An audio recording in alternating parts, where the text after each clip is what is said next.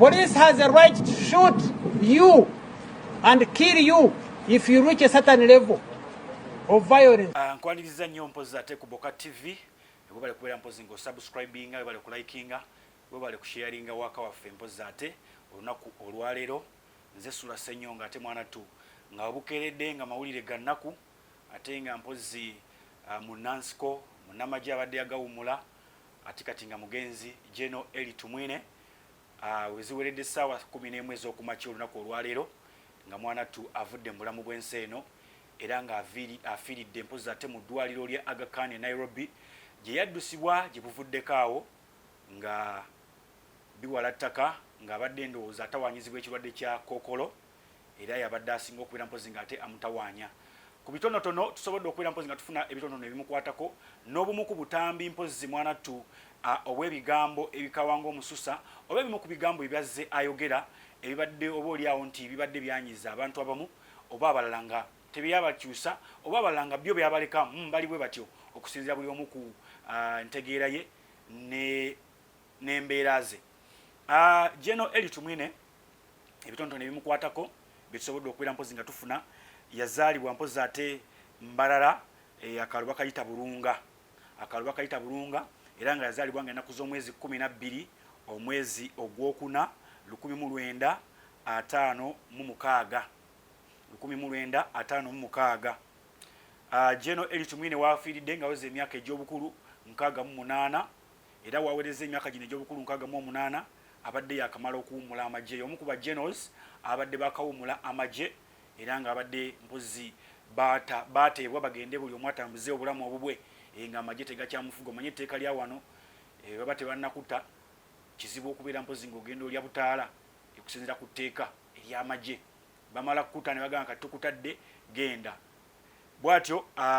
gye buvuddeko omwezi gwali gwa April we yaweza emyaka mpozi ate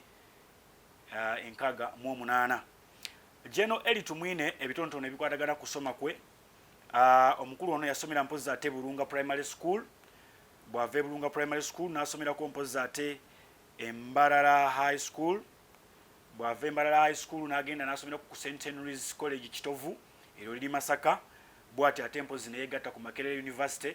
era nga abadde alina degrees ne diploma ez'enjawulo naye nga degree ebadde esinga okumanyibwa ennyo ey'okusiga ebifaananyi yakola arts bachelors of arts gye yasobola okubeera mpozi nga ate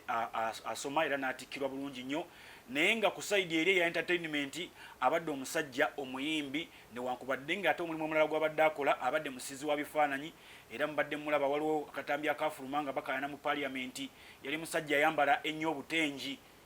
kubanga obutengi obwe yalinga abwekolera ne bagamba nedda paliamenti dressing code yaayo suuti oba n'engoye eziri gento so si eza casual n'ebirala era bw'atyo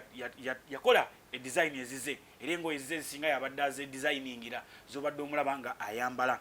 Omukulu Gen.Elly Tumwine ate mpozi mu myaka gya 1984 nga bayingidde ensiko yatandika okubeera mpozi nga ate aduumira amagye aga NRA n'abeera mpozi nga ajja agaduumira era mpozi ebyo ebimu ku bimukwatako mu magye yaduumirako amagye 1 2 yakiikirirako amagye mu paliamenti nga bamaze okuwamba bazze eno n'akiikirirako amagye mu paliamenti. Omukulu ono ng'oggyeko ekyokubeera nti yakiikirirako amagye mu paliamenti abadde yakasuumusibwa okutuuka ku ddaala lya Gen.Elly kubanga babadde tebamusuumusanga y'omu ku basajja abaasumulula mpozi abaasooka okusumulula essasi mu nsiko era kigambibwa nti eriiso eryo erimu lyali lyakubibwamu essasi bwe yali ataasa banne ye yasooka okuba nga afulumya essasi nga bayingidde mu lutalo lw'ekiyeekera olw'abantu 27. So katusooke tukutereyo akatambi kano akakwatagana mpozi n'ebimu ku bigambo bye byabadde ajja ayogera ebitiisa ebinyumira abantu oba oliawo n'abamu ebibakanga nga bw'oli tugamba tova ku Boka TV kasooke tuwa akatambi kano. Sisi tuko tayari adui akija You have seen people who have retired, and I have said this to the press the other day. They were asking me for God to bless me by giving me life through so many challenges, which I may explain a bit, and give me this day of saying, when they officially, you see, there is when you just disappear, or sometimes you die, or sometimes, but when you are still alive, and the institution which you serve and the country which you serve officially says, oh, we want to say goodbye to you for the good job done. What a joy to have lived all these years doing what I love and loving what I do, which makes me do my best. Are you going to keep the values that made UPDF and NRAB, who continued to fight Idi Amin when Idi Amin captured power and went into exile and organized it, and eventually started FRONASA, which participated in the removal of the Idi Amin regime. And that's where we started, that's where we joined, and it helped us to understand. FRONASA helped NRA and UPDF now. The building of a new armed force, of a new army, because in the past, right from the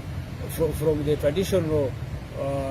kingdom armies that were here, up to the Uganda, up to the East African Rifles, Uganda Rifles, Uganda Army, UNLA.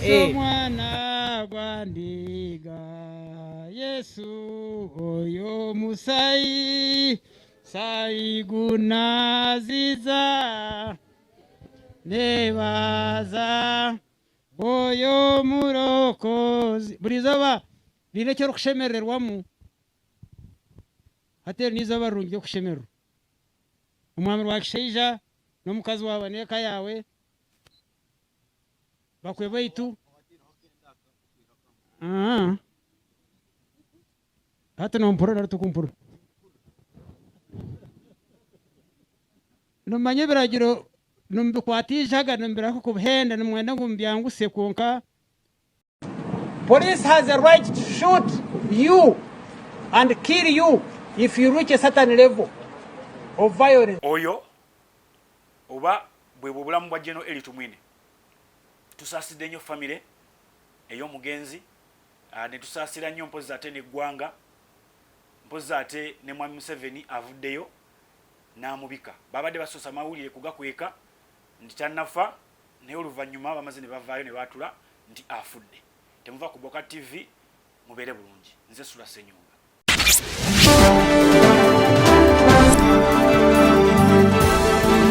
Boka TV, neera.